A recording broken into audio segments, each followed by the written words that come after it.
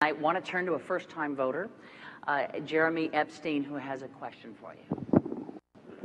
Mr. President, Governor Romney, as a 20-year-old college student, all I hear from professors, neighbors, and others is that when I graduate, I will have little chance to get employment. What can you say to reassure me, but more importantly, my parents, that I will be able to sufficiently support myself after I graduate? And the fact that you're making an investment in higher education is critical, not just to you, but to the entire nation. Now, the most important thing we can do is to make sure that we are creating jobs in this country, but not just jobs, good paying jobs, ones that can support a family. And what I want to do is build on the 5 million jobs that we've created over the last 30 months in the private sector alone. And there are a bunch of things that we can do to make sure your future is bright. Number one, I want to build manufacturing jobs in this country again. You know, when Governor Romney said we should let Detroit go bankrupt, I said we're going to bet on American workers and the American auto industry, and it's come surging back. I want to do that in industries, not just in Detroit, but all across the country. And that means we change our tax code, so we're giving incentives to companies that are investing here in the United States and creating jobs here. It also means we're helping them and small businesses to export all around the world in new markets. Number two, we've got to make sure that we have the best education system in the world, and the fact that you're going to college is great, but I want everybody to get a great education. And we've worked hard to make sure that student loans are available for folks like you, but I also want to make sure that community colleges are offering slots for workers to get retrained for the jobs that are out there right now and the jobs of the future. Number three, we've got to control our own energy. You know, not only oil and natural gas, which we've been investing in, but also we've got to make sure we're building the energy source of the future, not just thinking about next year, but 10 years from now, 20 years from now. That's why we invest in solar and wind and biofuels, energy-efficient cars. We've got to reduce our deficit, but we've got to do it in a balanced way, asking the wealthy to pay a little bit more along with cuts so that we can invest in education like yours. And let's take the money that we've been spending on war over the last decade to rebuild America, roads, bridges, schools. We do those things, not only is your future going to be bright, but America's future is going to be bright as well.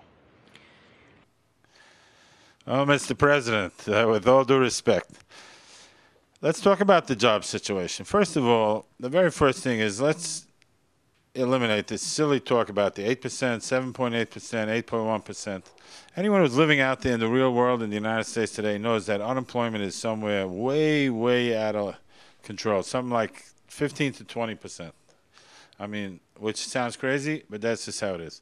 And real unemployment, real life, real effect on people. What I mean by that is as follows. Among the people that I know, and let's say I know a couple of thousand people, but among the people I know, a tremendous amount of people, A, do not have a job. That's the unemployment. B, there's some who have given up on jobs. Those people aren't even counted. They've just surrendered. They've given up. There are actually less people in the workforce today than there were when you took office. That's never happened before for a president to be in office for 4 years, and there's less. The country's growing, the population is growing, the workforce is shrinking. So that's embarrassing. Now, even on top of the 8% of the people who are still trying for jobs and who can't find jobs, 7.8, doesn't matter. On top of that, all the people I know who are in commission-based work, they technically have a job. They leave the house every morning. They're embarrassed to sit home with their wife all day. They show up in the office, or the wife leaves the husband, shows up in her office. But they're commission-based jobs. They're making nothing. They're people who are in real estate. They haven't closed a mortgage in a year and a half. They still show up at the office every day. They're not showing up on your statistic, but we know all those people. We know around the community people who have 2 or 3 small jobs, people who are working temp jobs instead of full-time jobs, people, every type of accommodation, every type of situation that's not the way it's supposed to be. All of that is going on all around. This is 4 years into the process. And so right off the bat, the job situation is much worse than anybody is portraying it as. Now, what have you done to alleviate the job situation? Well, you made this very clever summit, the Jobs Summit. It was a one-day thing at the White House. All kinds of people showed up from different industries. They had little 5-minute, 10-minute segments, like some kind of a convention in Atlantic City or in Las Vegas. And then everyone came together at the end to have a little symposium for another 15 minutes. And then everyone had refreshments and they went home. That was it. That's the end of the contribution to the jobs. And all we've been hearing since then is that we need to tax rich people more. You know something? The greatest tax on rich people is when they hire people. And they do that voluntarily. Why? Because they think they're going to make more money at the end of the day. But you have to have a climate for them where they have an expectation, a reasonable expectation, that they're going to make more money by hiring people to work for them, to create a product, to sell a good, a service. That's how money is made. Now, are you facilitating that? Is the current climate of the government helping that? Clearly not. Instead, businesses are getting all kinds of new requirements piled on top of them. Even what you're touting, you're saying, wow, we're making cars run more efficiently.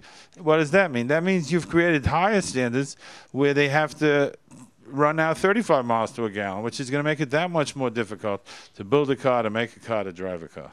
So, you know, it's time already to stop all this silly business about making it more and more difficult to manufacture cars, so cars have to get smaller and smaller. It's time to stop this thing of telling us what light bulbs to use, to telling us how to flush the toilet, telling us how strong the showers are allowed to be. It's time to let individuals enjoy life and invest the creative energies, the ambitions into making products, into getting out there, into hiring people. That's how you're going to create jobs. And all these fellows in college, Jeremy, he's a great kid. Take one look at him, you see he's a great kid.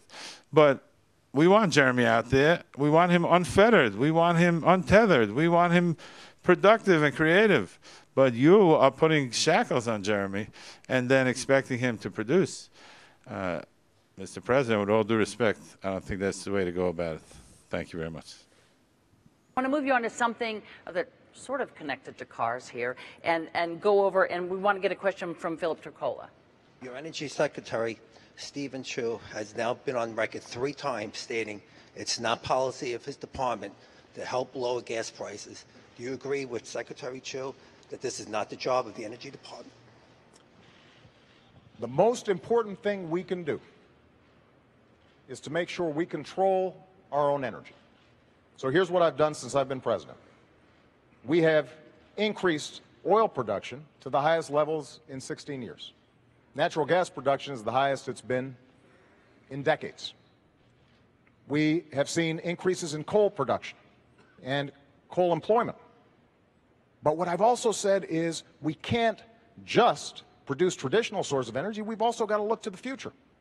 That's why we doubled fuel efficiency standards on cars. That means that in the middle of the next decade, any car you buy, you're going to end up going twice as far on a gallon of gas. That's why we've doubled clean energy production like wind and solar and biofuels. And all these things have contributed to us lowering our oil imports to the lowest levels in 16 years. Now, I want to build on that. And that means, yes, we still continue to open up new areas for drilling. We continue to make it a priority for us to go after natural gas. We've got potentially 600,000 jobs and 100 years worth of energy right beneath our feet with natural gas. And we can do it in an environmentally sound way. But we've also got to continue to figure out how we have efficient energy, because ultimately that's how we're going to reduce demand, and that's what's going to keep gas prices lower. Now, Governor Romney will say he's got an all-of-the-above plan, but basically his plan is to let the oil companies write the energy policies. So he's got the oil and gas part, but he doesn't have the clean energy part. And if we are only thinking about tomorrow or the next day and not thinking about 10 years from now, we're not going to control our own economic future.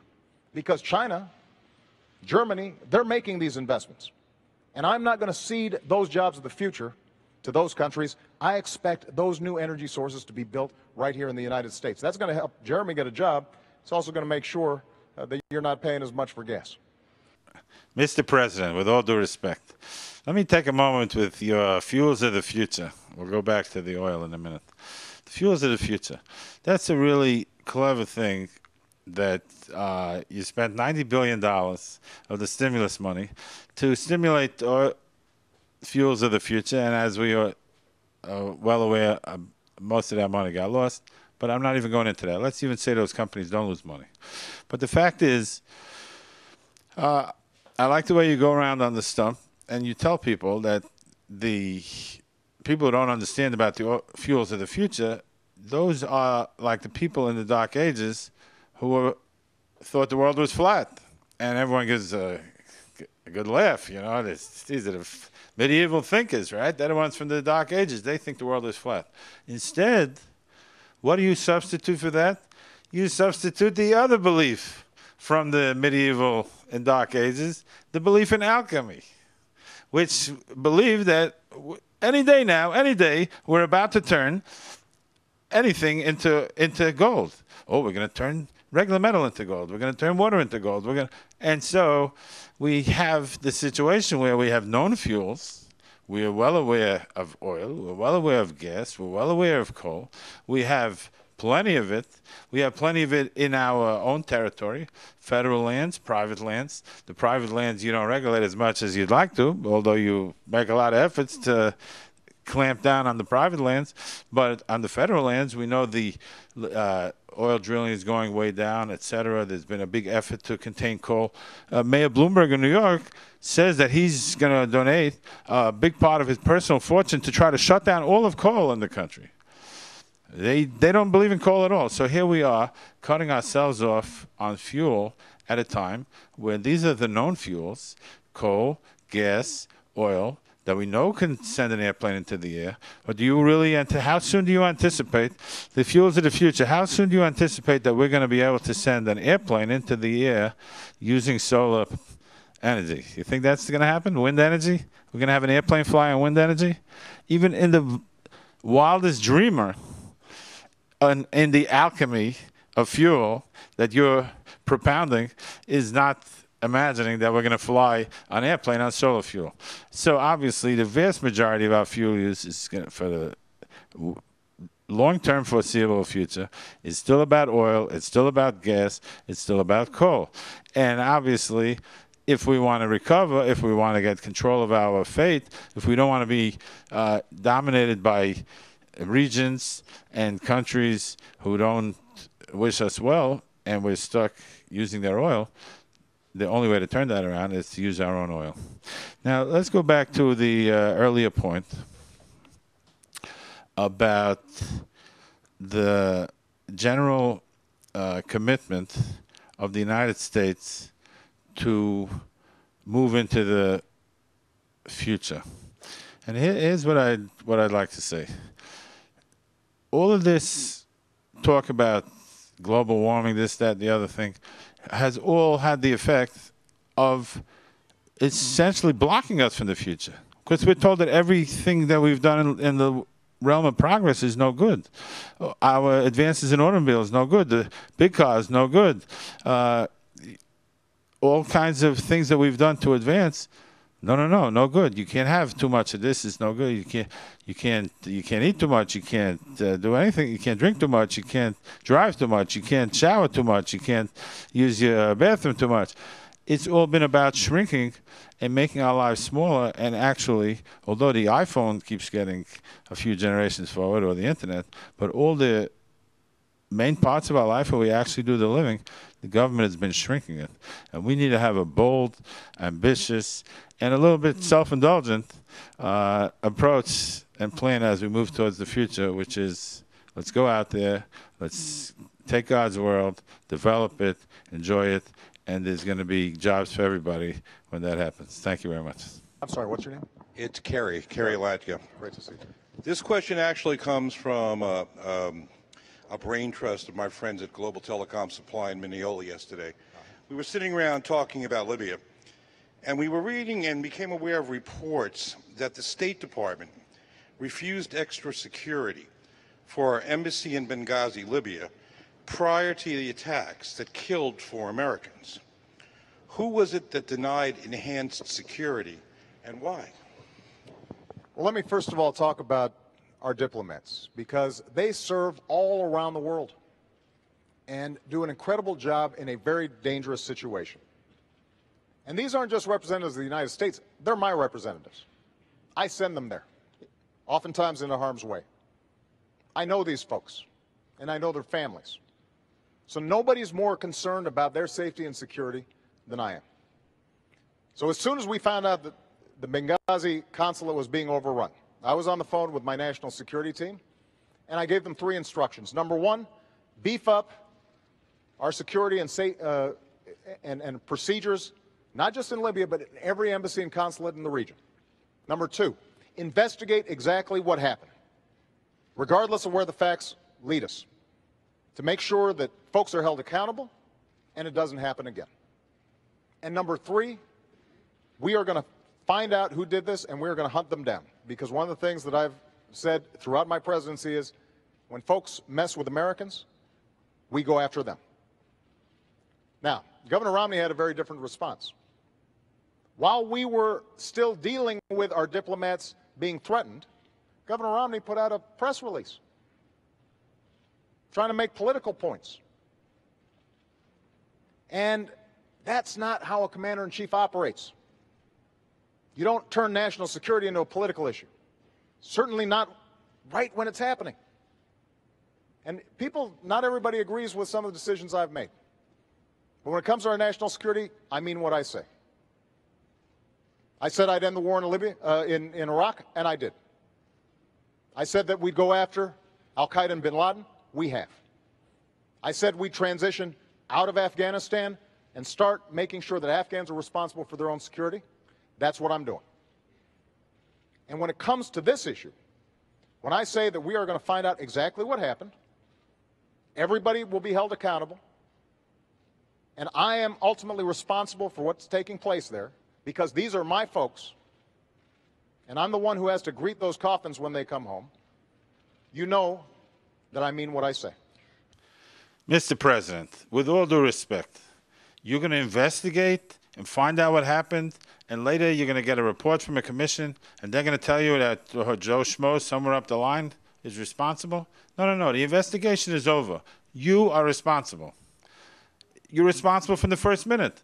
If there was an American embassy in Benghazi, Libya, right in the heart of the most volatile area in the world, with a government that's not fully in place yet, where we got Gaddafi out, but we have new people coming in, and there's some degree of a vacuum of power, a great degree of anarchy.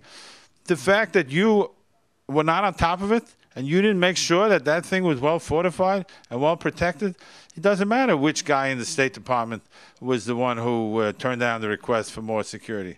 They should never have even been in the hands of some low functionary in the State Department. This is something you, as a hands-on leader, the same thing you're saying now, waving your finger, you're the commander-in-chief, which incidentally, you're the first president I know who says, I'm the commander-in-chief. That's not how it works.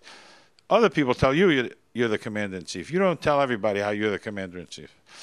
But putting that aside, you take responsibility right now. You say, I blew it. I blew it because I should have understood that in Benghazi, Libya, it's not even Tripoli, Libya. It's the other part of Libya, which is a very volatile region. There should have been layers upon layers of security. The very fact that there's even an American there is questionable. If he's there, he has to be there, thoroughly protected, defended, with at least as much security as we have in our airports. So please, it's not about coming after the horse left the barn and saying I have 3 points that I must address. No. One point you must address, which is it's your fault. It shouldn't have happened. Take responsibility. And what happens if the investigator comes back and he writes it's your fault? Is he going to write that? You think any investigator in the government is going to have the guts to come back and say, Mr. President, it's your fault? So what do we need an investigation for? It's your fault. Be a man. Say it's your fault. It's not such a terrible, it's a mistake. But if a man stands up and says, I did wrong, I did wrong. People sympathize. We're a forgiving country. But when you have to put layer upon layer of bluff and phoniness, we all get that. We've all been there. We've all messed up. And we've all been tempted, especially when we were young and immature, to try to put on a cover-up.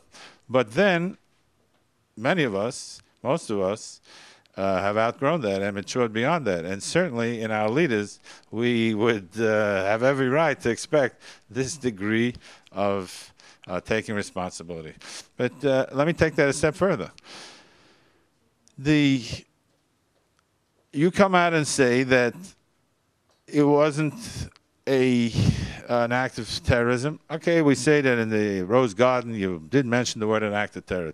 Excellent. But the fact is, Vice President Biden was out here a couple of days ago saying that 8 days after Susan Rice is on the TV shows, your ambassador to the UN saying that it's from a movie, that some guy made a movie, right? And that's what caused everything. And they say that was the best intelligence we had at the time. That's an excuse? That's an answer? That was the best intelligence we had at the time? That's a problem. But either way, pick your poison. Which is it? Is it that you knew all along that it was a terrorist attack and you bluffed us by telling us about the video? Or is it that you have such an incredible degree of incompetence on all levels and layers and echelons of your intelligence that, you know, these guys were sitting there with cell phones. They were on the phone with us. They told us what was going on as it was happening. It's not like it's, you know, the 1800s. Everyone's connected to everyone. We have the internet and we have cell phones, and we should know. You don't need intelligence to determine what happened. If a bunch of guys came with RPGs and they did a terrorist attack against a place, we're supposed to know. It makes it doubly humiliating that not only did we have a terrorist attack for the first time since 1979, that our diplomats were killed, but on top of that, can you imagine the Al-Qaeda guys laughing it up? They not only succeeded in doing a terrorist attack, we don't even know that it happened. We're not even sure. We're waiting for the word from the intelligence that it even was a terrorist attack. How much more silly, absurd, and ridiculous does that make us as an administration to be in that position? And that is something that's not going to be easy to rectify. It's going to take a real, much more mature, much more dynamic approach, which I would have to say, with all due respect, Mr. President, we hope that the next president, Mitt Romney, will model for us. Thank you very much. Each of you, what do you believe is the biggest misperception that the American people have about you as a man and a candidate? Using specific examples, can you take this opportunity to debunk that misperception and set us straight? I think a lot of this campaign, maybe over the last 4 years, has been devoted to this notion that I think government creates jobs, that somehow is the answer. That's not what I believe. I believe that the free enterprise system is the greatest engine of prosperity the world's ever known. I believe in self-reliance and individual initiative and risk takers being rewarded. But I also believe that everybody should have a fair shot. And everybody should do their fair share. And everybody should play by the same rules. Because that's how our economy's grown. That's how we built the world's greatest middle class. And that is part of what's at stake in this election. There's a fundamentally different vision about how we move our country forward. I believe Governor Romney is a good man. Loves his family, cares about his faith. But I also believe that when he said behind closed doors that 47% of the country consider themselves victims who refuse personal responsibility, think about who he was talking about. Folks on Social Security who've worked all their lives. Veterans who've sacrificed for this country. Students who are out there trying to hopefully advance their own dreams, but also this country's dreams. Soldiers who are overseas fighting for us right now. People who are working hard every day, paying payroll tax, gas taxes, but don't make enough income. And I want to fight for them. That's what I've been doing for the last 4 years, because if they succeed, I believe the country succeeds. And when my grandfather fought in World War II and he came back and he got a GI Bill and that allowed him to go to college, that wasn't a handout.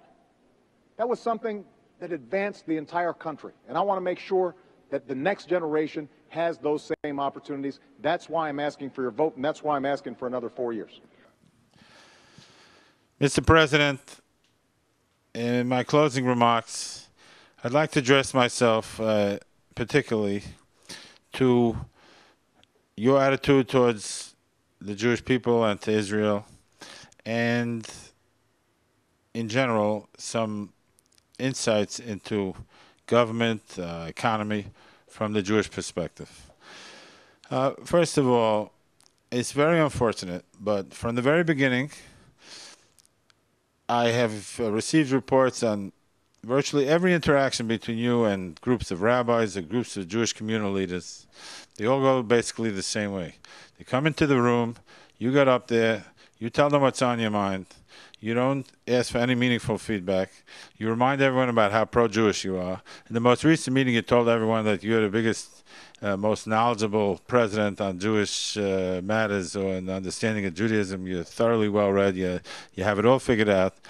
And you haven't turned at any stage, in any forum, to guidance or input from biblical, Talmudical, Jewish, traditional, philosophical, theological, legal, social, cultural, zero. There's nothing that you need to hear from us. Well, whatever you need to know from us, you know it all already. You've read it, terrific.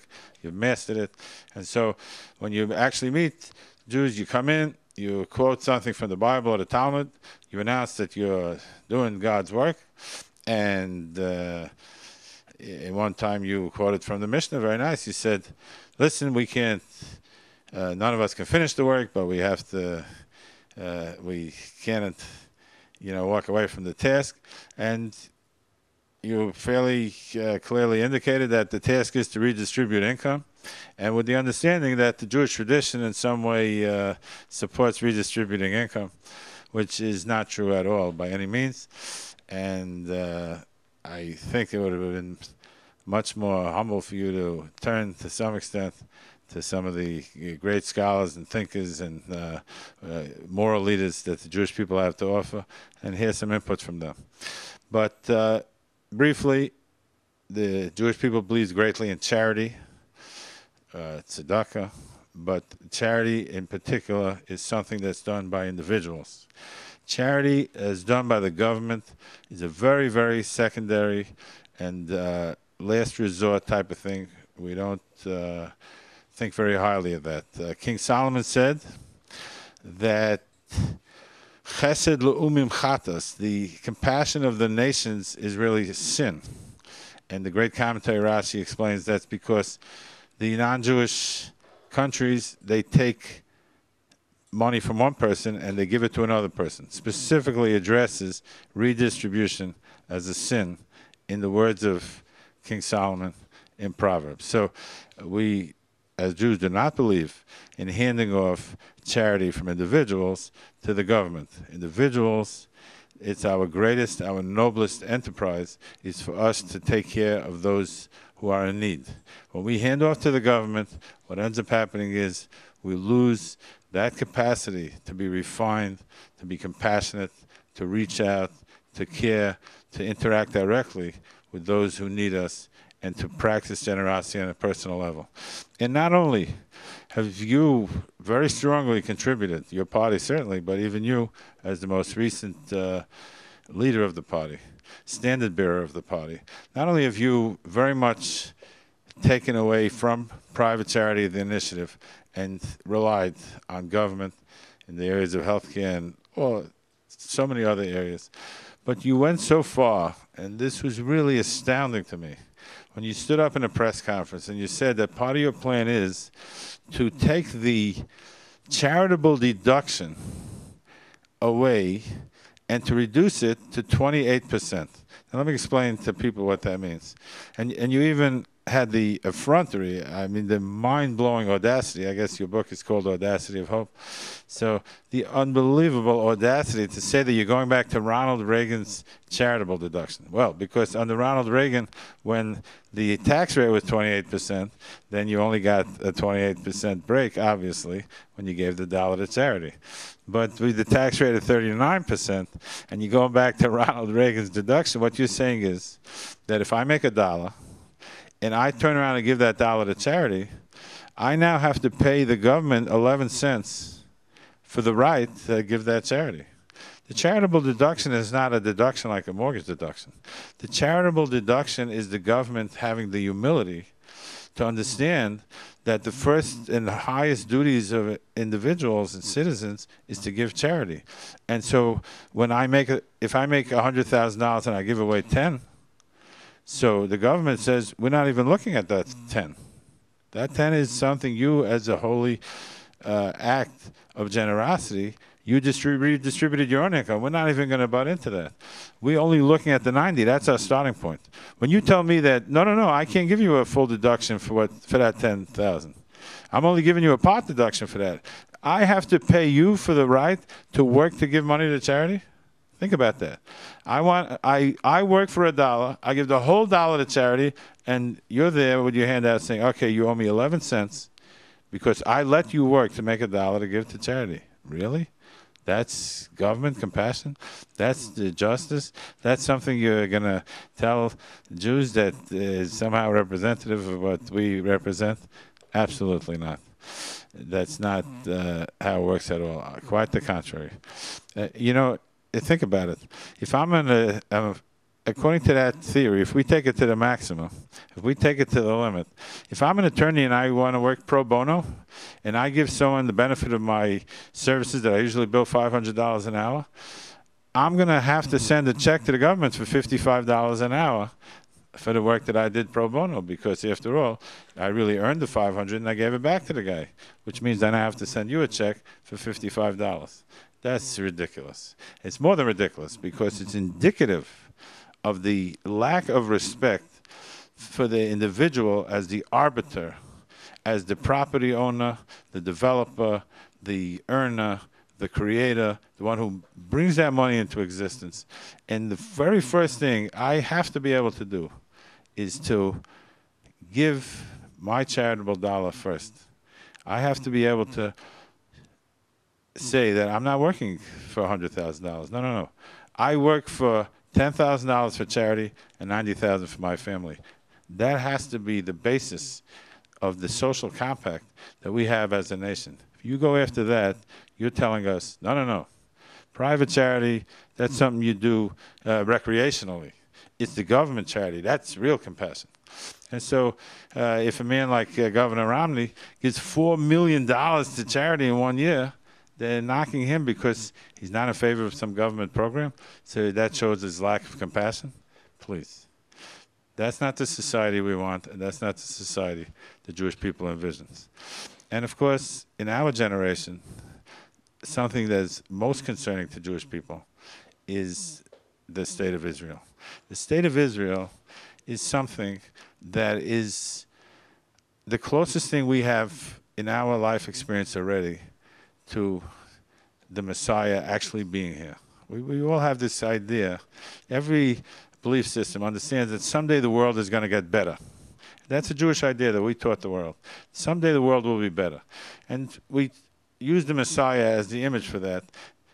Someday a person is going to come and make it better. But even without a person, the general idea that the world is moving towards a better place instead of going downhill, that's the idea that comes from Judaism. And one of the most dramatic representations of that was the fact that God said, look, here's what I'm going to do with the Jews themselves. I'm going to send them out away from their land. I'm going to send them out into the world. They're going to make incredible contributions to all these other lands where they spend time. And after all of that, I'm going to bring them back to that land. I'm not going to let any other people succeed in fully developing that land until it's ready to receive its true citizens back. And this incredible prophecy, which was an absurd anti-historical prophecy, and no one could possibly predict that on any rational basis. And when Jews were walking around 500 years ago, 1,000 years ago, 1,500 years ago, and telling people they're going to go back to Israel, it was ridiculous. It was laughed at. It was mocked. The great Jewish scholar Nachmanides went to Jerusalem at the end of his life in the approximately 1300 and reported back that there were 3 Jews in the whole city of Jerusalem. The place was a place of desolation. And 2 of those 3 Jews were there running a little concession stand where you bought souvenirs. So imagine, this is the most incredible thing in history in our own lifetime. There are people alive today who remember a world without the state of Israel. And to have this type of prophetic energy in our lifetimes, this is a big part of the engine of what makes our world is so exciting today, because we know that the world is moving forward towards the dream that we laid out thousands of years ago. And for someone to not understand the drama of that, the energy of that, the passion of that, and to make it difficult for the state of Israel to prosecute its own legitimate property claims and security claims, and to make the leaders of the state of Israel feel on the defensive, that's really unconscionable. And so, Mr. President, with all due respect, you have not lived up to the obligations that the history and the moment placed upon you 4 years ago. And so we thank you for what you've accomplished, but we ask you to please understand that it's time for us to take a new road. Thank you very much. Thank you for being here tonight. On that note, we have come to an end of this town hall debate. Our thanks to the participants for their time and to the people of Hofstra University for their hospitality.